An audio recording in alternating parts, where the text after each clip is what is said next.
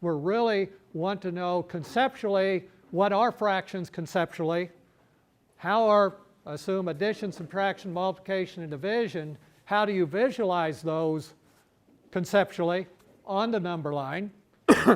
And particularly then, and Tony laid the groundwork, started to lay the groundwork for that a little bit this morning, talking about the different models. Right? There are different models for addition, subtraction, multiplication, and division. And so what are those models and how can they be illustrated? Okay, so that should fit in well. In preparing for this and going through materials, one of the things I encountered was that somebody said that in their classroom, they went into the classroom, and this was a middle school classroom, and asked students to place on the number line the fraction 7/8. I'm curious for you as to where do you believe your students would place the fraction 7/8 on the number line? And we're not going to be real specific, make a sketch there or whatever. Well, I'll go ahead and tell you. According to this story, the person said that all of the students in the class, this is a middle school class, all of the students in the class placed the fraction 7/8 between 7 and 8. And I see, so this is not a shock. I see some, at least a few heads shaking up and down. Okay, what he said also then is he went home and asked his son in the 5th grade to place 7/8 on the number line. And his son did the same thing. So, okay, it's not shocking to us, I guess, that the understanding of fractions is not real strong, as strong as we would like for it to be. Okay. And as Tony said, one of the things that I've picked up over the years, and there's Susan Lamone is one of the researchers with fractions and proportional reasoning, and I want to put that out there. Tony already mentioned it, is that one of the things that causes people difficulty in working with fractions and percents and proportional reasoning is the question, what is the whole? And now, having read that a few years ago, I taught high school math for 27 years before I crossed over to the dark side and joined the university. But okay. But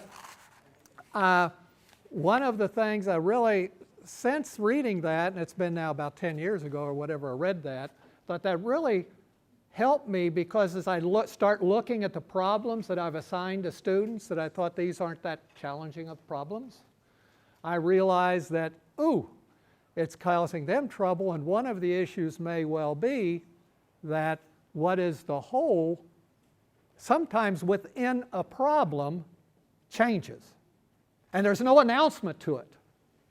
I was telling Tony, one of the things, for example, if you do percents, is that, and you do this one, I have not found a good way to teach this yet. So if you have ideas, I'm very interested.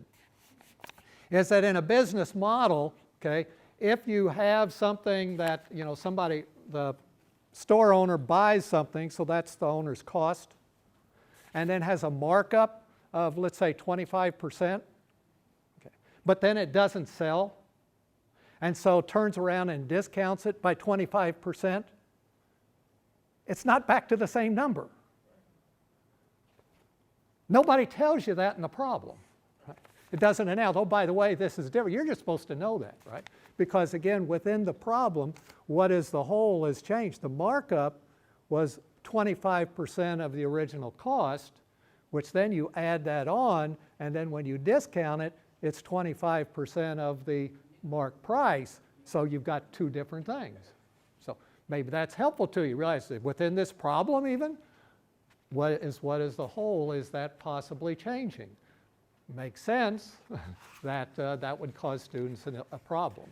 And even with that, I'm surprised that is a big issue. Anybody have a good solution for that one? Okay. Okay, what I thought we would do is to start out with, well, I want to do actually show two models. Tony showed you, talked about a model, and I want to show you, and I got a model for division. One of the models for division is a partitioning model, right? So if we want to do, what is 6 divided by 3? In essence, that's asking how many 3's are there in 6. So you say, well, there's 3 there and there's 3 there, so the answer, of course, is 2. 6 divided by 3 is 2. And so that would be the partitioning model. You partitioned it into 2 parts, and you want to know how much is in each part. Okay. The other model for that, or another model, is the measurement model. And in this case, 6 divided by 2 is asking the question, how many 2's are there in 6? Okay. And again, we come up hopefully with the same answer, either model that you use. The answer is still 3. Okay. I have a question for you to ponder, speaking of division. What if I asked you, what is 2.5 divided by 3/4? So why don't you calculate that? Okay, how can this be illustrated on the number line? How can you show conceptually, right, that's conceptually, how can we conceptually determine what 2.5 divided by 3/4 is using the number line?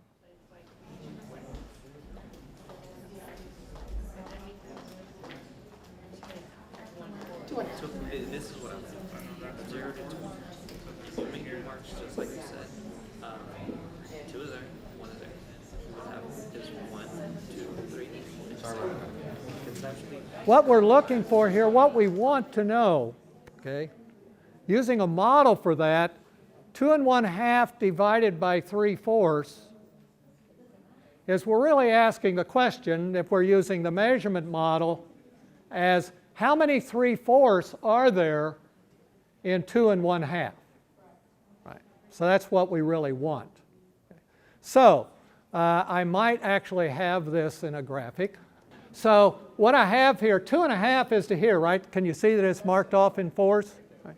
So 2.5 is going to be right to there, isn't it? Okay. So how many 3/4 are there? And well, here's a 3/4. And here's a 3/4. And here's a 3/4. And that's a 1/4. So the answer must be 3 1/4. No. 1/4 and 3/4. Oh. When we express that answer, what we're asking is how many 3/4 are in there. The answer is, what is 3? 3 3/4 and 1/3 of another 3/4. Oh. I've never had students insist it's 1/4. Right, yeah, no. Why isn't it 1/4? If we had, and there's a transition, right? If I remember my days in the lower grades as a student, I did teach, taught 6th grade. 6th grade, high school, university, master's, okay. But back when I was a student, when we started out with division, if we had something like 17 divided by 3, right, and you did that long division thing, and this doesn't take very long, okay. I started out and the answer was what? 5. Remainder 2. Okay. And then we got more sophisticated and said, oh, by the way we really write this now is you take the 5, and then what this is left here, you put that over that.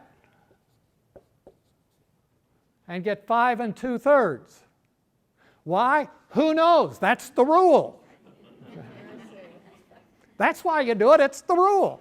And I tell you, for a long time, I said, you just do it because that's the rule. Well, now, and actually, I still learn stuff every day. When I go in teaching from students, wow, you know, I never had really thought about it that way before. And of course, at this point, most of it's really kind of tweaking a little bit. It's, boy, yeah, that really is why we did that back then. Now over here, we do that, right? Because now we've got that, and the remainder is actually 1/4. So 1/4? Yes, 1/4. And you could write it that way. The answer is what?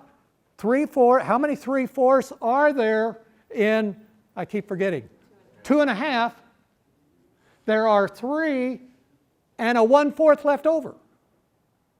But if I ask you just how many 3/4 are there in 2.5, the answer is 3 1/3, because we've got 1/3 of a 3/4 that's left over.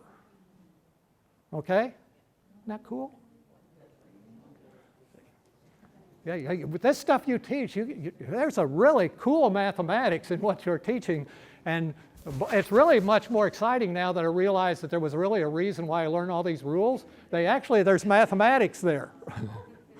The mathematics is hopefully, now and that was great to hear the discussion earlier today. That's what the mathematics is. That's what's new about Common Core. We really, shockingly, want students to understand mathematics, not just go around performing a bunch of rules. Okay. So, where are we here? Give you this chapter. Maybe we'll come back to this. Why is it, speaking of what, why is it that when we divide with fractions, we invert and multiply?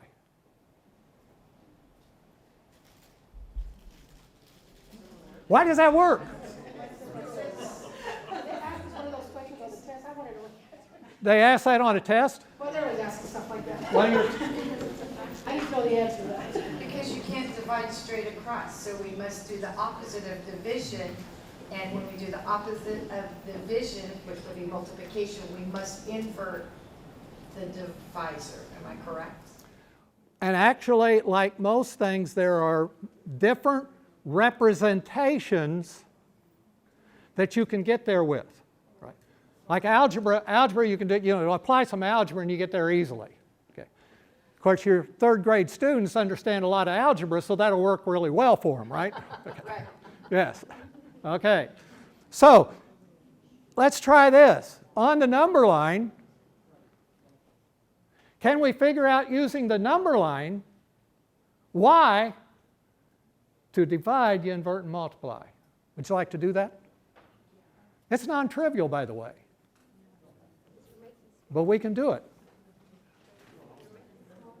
I want to give you some time to start to think about it and talk about it. Okay, well, before you get started, yes, that is not the only way of doing division.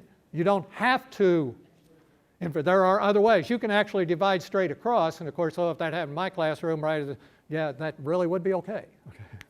There are multiple ways, there's more than one way of actually dividing with fractions, okay, in order to do it correctly. One of which is you can divide straight across, which again, a lot of people that, actually math teachers, a lot of it blows their mind. You can't, that doesn't work. Yeah, it does. Okay. And so other things like that. But let's, yes, so just thinking about, again, a different model. If we're going to do division of fractions using the invert and multiply model, let's figure out why that works. And of course, when we figure this out, what we're trying to do is actually have a better conceptual understanding, a deeper understanding of the mathematics. It doesn't necessarily mean you're going to go in and teach your third graders why this works. Okay? But you as a teacher should know. Okay? By the way, when did I first know? Oh gosh. It hadn't been that long ago. I just accepted it. Right? I was a math major, heaven forbid. I don't worry about that stuff. You guys realize what an expert you are in mathematics? Teachers are the greatest people in the world. I tell my pre-service teachers all the time, I say, you know, I don't know about the rest of the world, but actually to be a math teacher, being an A student in math is not good enough. Because generally in most math courses I know there are exceptions, all you need to do to get an A in the math is, given a problem, be able to come up with the right answer. Folks, as a teacher, that's not good enough. You can't just be satisfied because you can get the right answer, right? Yeah, why is that? Why does that work? Conceptually, what's going on? That's what these workshops are about. And if you flip it, you get the same answer. The value in having different models is that which model you probably prefer is often dependent on the numbers. My guess is you've already had students come in, well look, I did it this way, is that okay? And we as math teachers need to know the math and say yes or no, and if it's yes, we can confirm that. But if it's no, then we have to come up with a counter. We'll try it on this one. Because I always tell them, let's put it on the board and see. So you're showing them that with the number line that you're showing them that there are how many 3/4 there are in 2 1/2. Right. It's really about, if we really understand division, we can go through this process and come up with it. And what we really want our students to do is to be able to understand what division is. What does it mean? Right. And there's several different models that are common models and probably others too. What this is about is, it's not necessarily you're going to go in fact, this particular challenge of why do you invert and multiply as a way of division. It's not that you're going to go necessarily in and teach your students that, okay? But what you're doing, and in fact you may never put that to use, but the point is, in figuring this out, we're deepening our understanding of the mathematics that's involved.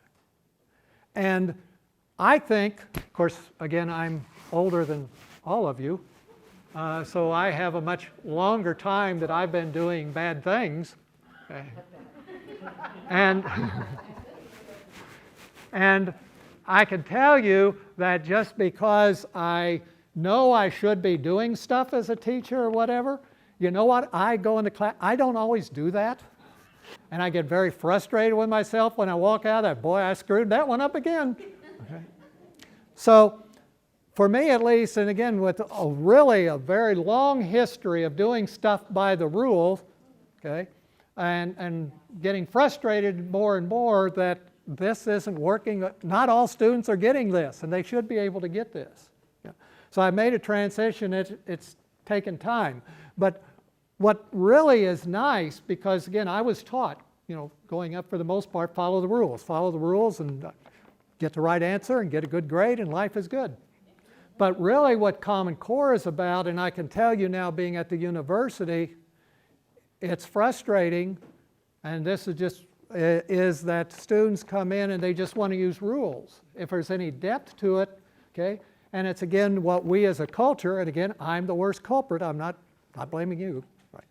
College, university says, well, high school teachers would do it, right? Well, that's high school teachers, they had middle school teachers, those poor old kindergarten teachers, right? Back to the parents, right? The parents screwed it. Okay, but with that, we really, if you empower your students, then if they really have a deep understanding, then they will be able to change it as they need to throughout their life to figure out different kinds of problems.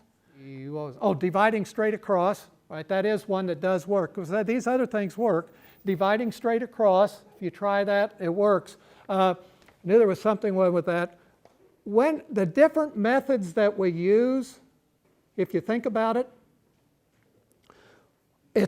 we really want to have as many different ways as possible, because when we're out in our students are out in the real world doing stuff, okay, then quite often what's the best way, the best rule to use in solving it is often highly dependent on the actual numbers involved.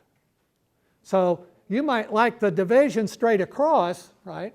If your numerators are factors of each other and denominators are factors, that's a pretty easy thing to do, divide straight across. But you can get numbers up there. I don't want to do it that way. Okay. Yes, but if they understand that, that it does work, then they are empowered, and when that does pop up, oh, I just need to do this. The other thing that mentioned to a group is another one that works is that with dividing two fractions, if you have the two fractions have a common denominator, right? Get a common denominator, then all you have to do is divide the numerators. 3/4 divided by 5/4, coming off the top of my head, is 3/5. And you think about it, of course, because also empowering our students, what are those things in the denominator? They're numbers, but they could be anything. So 3/4 could be 3 out of 4 baseballs. And 3 out of 4, and what was the other one? I forgot. 5 out of 4, okay? So if I've got, let's do it the other way. 5/4 divided by 3/4, a little better. 5/4 divided by 3/4, well, if I had 5 baseballs and I wanted to divide it into groups of 3 baseballs each, how many groups would I have? 5 divided by 3 is 1 2/3. Well, then 5/4 divided by 3/4 must be 5/3, 1 2/3. Right? Those numbers in the denominator can be anything you want. Now you go back to first grade or whatever. Right now you're doing checkers or candy or whatever. Okay?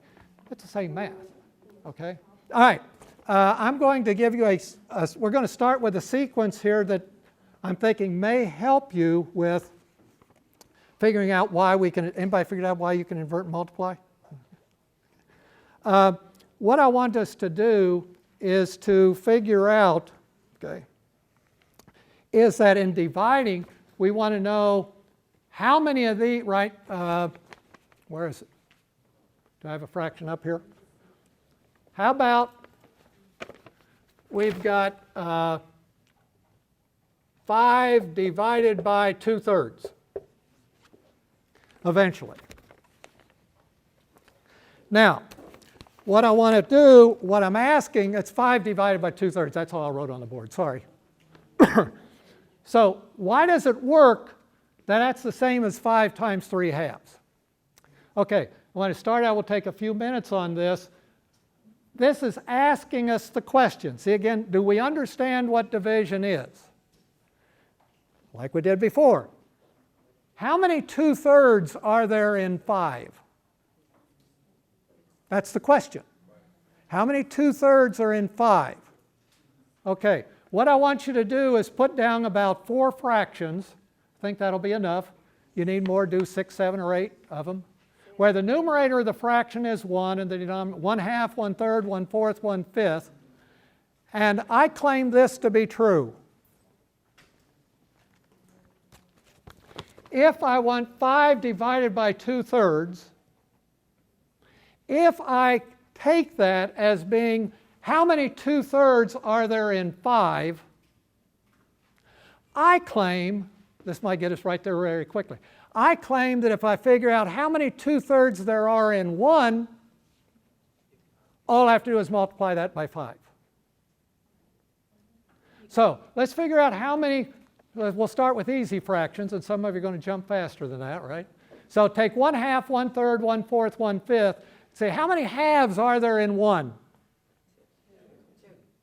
How many thirds are there in 1? How many fourths are there in 1? Okay. So if I had 5 divided by 1/4, there's what? 4 5s, 4 1s, excuse me. 4 1/4, excuse me. There's 4 1/4 in 1. Multiply that by 5 and you get 20. Right? Okay. So those are pretty easy then. Okay. Now, how many, then take different fractions. Mix numbers too, right?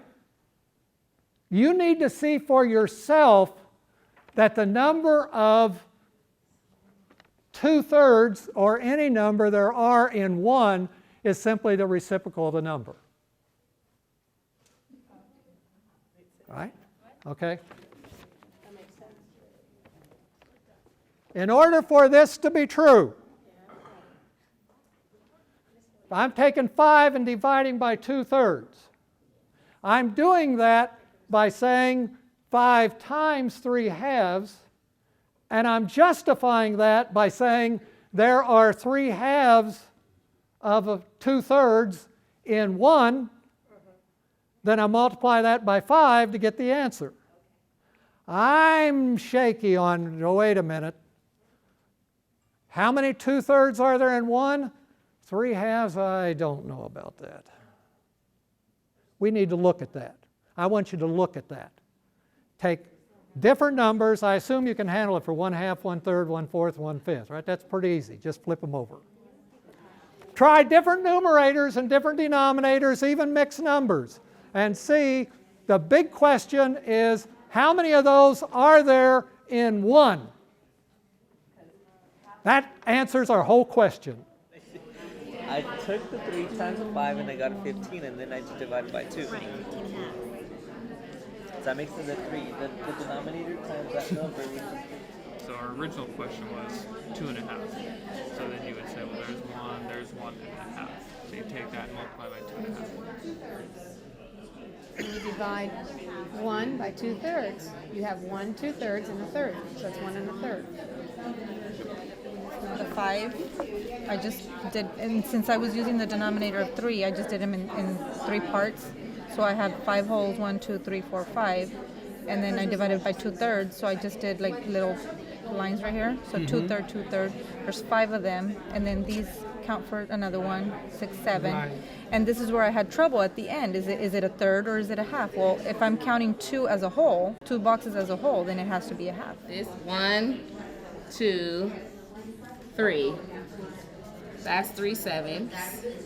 1, 2, 3.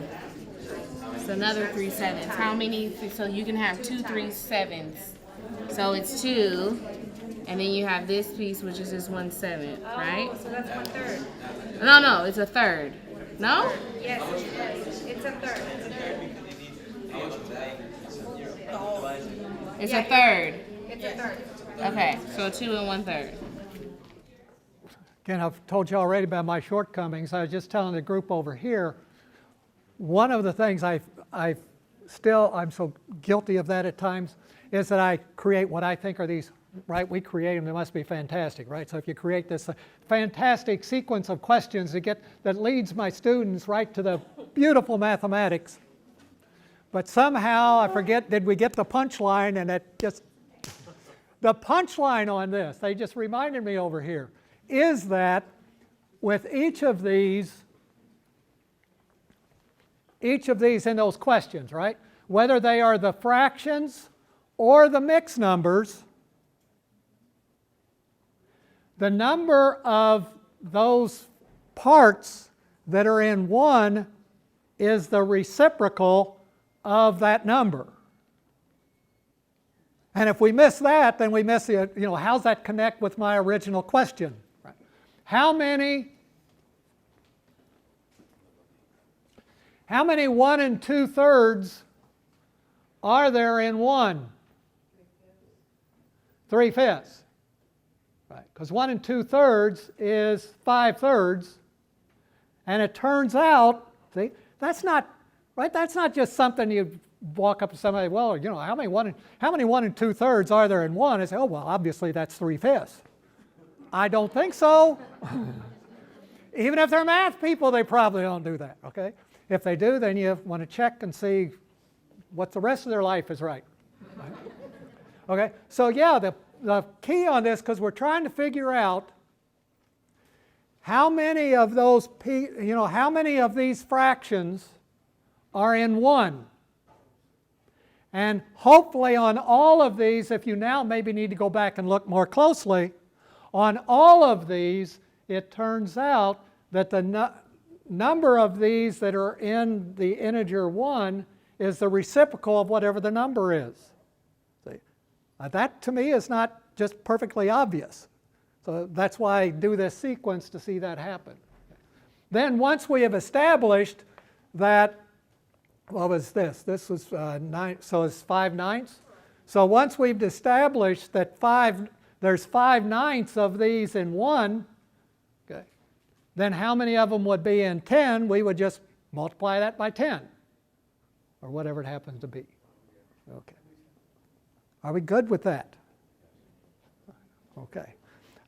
What I want to do now is hopefully, I'm interested in you sharing your reactions to this and whatever it is. I mean, whatever your reaction is, whatever you thought about it, well, this is a waste of time. Okay. Whatever you think, I'm interested in, and if you want to do it as a table or as individuals, whatever, of what do you think about this activity? Fractions on the number line is always like, I really don't see it. But now that we did this, it's so much easier to place the fractions on the number line and see how they relate. So yeah, I just want to thank you too. Because it makes so much sense now with this. Deepening that understanding. Yeah. My students really do get tired of hearing me say this, because I say this, I would say, maybe not, yeah, probably multiple times every day, because they'll say something, math makes sense. So my students get tired of hearing me say that. Math makes sense, because it does. That makes sense, and we got to look at it more closely. Okay, anything else? Having the tangible, being able to touch it, being able to look at it, because I didn't understand. I told you, I said, I want to do the rule. I always want to do the rule because I can't see it when I try to put it on a number line. Like, doing this makes me be able to see it. It's profound. That's what I said when you said that. I'm like, this is profound, because math's a tough subject, has always been for me. So to be able to finally see it and touch it, and that's one of the things we're using Go Math, and that's one of the things that we've seen throughout using the units from them is that hands-on. And I said, you guys, I'm learning this right with you, or the night before. But to be able to be able to teach the kids this, we obviously have to know it. And I could not have gone in looking at my textbook and figured it out, I don't think. So by hearing, because that whole 7.5, that half, I want that to be a third. Susan Lamone has some good books, in-depth discussion, Teaching Fractions and Ratios for Understanding, and it's about fractions and proportional reasoning. And over again, she keeps saying, what is the whole? What is the whole? Pardon? What is your author's name? Susan Lamone, Lamon. Teaching Fractions and Ratios for Understanding. If you're teaching K to 8, particularly middle school, what, 6th, 7th grade, 8th grade even, right? Proportional reasoning is more than just a casual topic. It's the foundation of everything you're doing, right? Okay, yes. Yeah, I want to follow up with you. So, because I was concerned when you said you wanted to touch it originally and have it be, so is this doing the touching thing that you wanted? Yeah, okay. Yeah. Okay, that's what I was worried about. Yeah. Anyone else? Then we've got a group over here that did it fantastic, making connections. By the way, that's also something we do not do well with students, is teaching them to connect mathematical ideas. We know mathematics and we go in, well, that's the same as that is. Well, yeah, to us it is, but not to your students. Making connections among mathematics that really, it's the same mathematics, but you got to know some mathematics to realize, yeah, it really is the same thing. And I'm informed there's a group over here somewhere that connected this with the elastic. So you're going to share that with us? When we were doing the 1 2/3, I was explaining it that we wanted to go just to the 1 right here. So I said, well, it's like you have your your elastic band and you're stretching it to the 1 2/3, and now you just want a piece of that. So you take that part of it and you say, well, there's 5/5 in that 1 2/3, and you're only wanting that part of it. So you're using the elastic band where you had it from the 0 to 1, and you're stretching it to the 1 2/3, and you're taking a part of it. So that's how I explained it. Okay, so what I have here is now, and hopefully this is easier. What would we do? How could we on the number line do addition? We want an addition problem, right? How about 1 2/5 plus 4/5? There we go.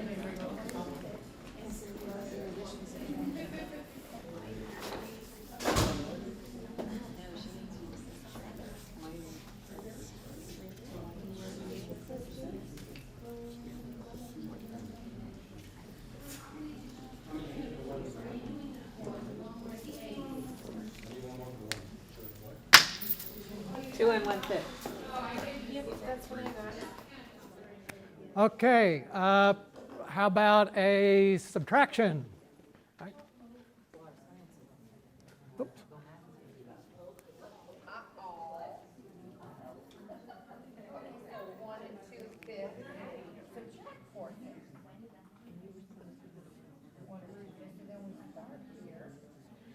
Challenge it. Now you don't have like denominators. What is it? 2 1/4 minus 2/3.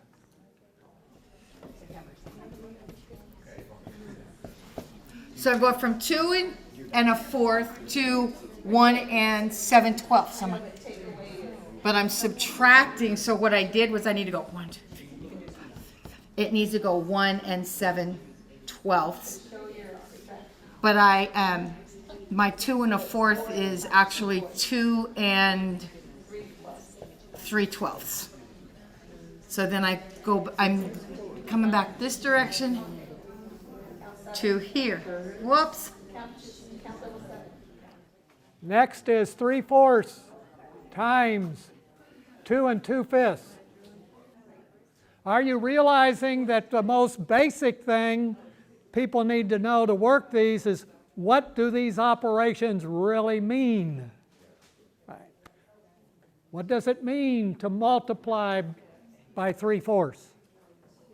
So where's your point? Right here.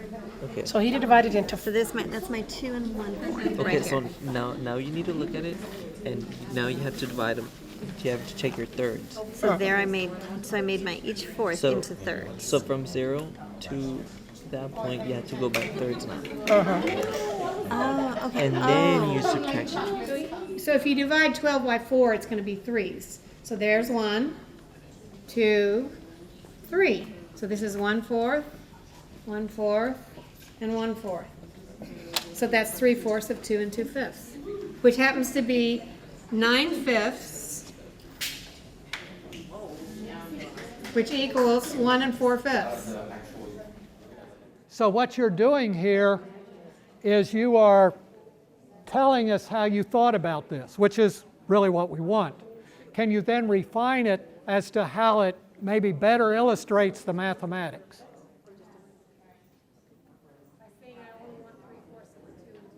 Can you get it to where it shows more precisely? Because this is really good. And the nice thing about it is it told us how you were thinking about it. And which is really, that's what we really should always be after. Now can you polish it and actually show the 2 2/5 and 3/4 more explicitly? Just let you think about that and get some help if you like. How are we doing over here? I don't see anybody volunteered yet. Yes, come on down. Yeah. So I divided into fourths. There's 1, 2, 3, 1, 2, 3, 1, 2, 3. I got 3, 6, 9. Yes. So in other words, what you want, I think, students to see, just what you did here, right? Because you've got that block right there. It's nice if you could had colors and do it colors, right? Because it's that block, just like you have it marked off, right? And that block, right? And I know you have it blocked off, right? I don't know. Just really. 3, Yeah. So you've got 3 of those 4 parts. And again, whatever you know you would do, could do for your students to help them see, because they really need to see the 4 parts, right? We don't need that as much ourselves, of course. All right, there's 12 parts there. Yeah. Oh, that's a nice way of doing it. So this is 1/4, 2/4, 3/4, and 4/4. And so you want 3/4, because again, what we're trying to do is get students to understand what does multiplication by 3/4 mean. And there's not just one model, but this is the one model we're using here, the measurement model. Okay. I think I'm out of time, and I did not. This one, fractions, decimals, and whole numbers. I think we've done the fractions. Right. We've done whole numbers. Okay, kind of got that on the number line.